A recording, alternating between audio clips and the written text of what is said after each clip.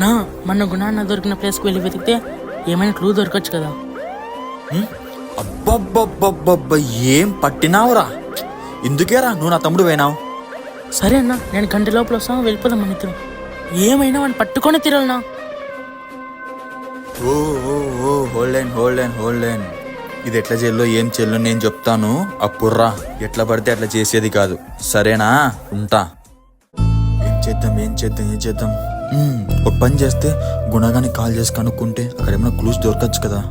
తీరా అబ్బా చేసినారా వీడు. హలో రే గుణ, ఎక్కడున్నావురా? నాకు చిన్న హెల్ప్ చేయరా. హెల్ప్ లేదు గెలుపు లేదు, ఫస్ట్ ఫోన్ పెట్టారా నువ్వు.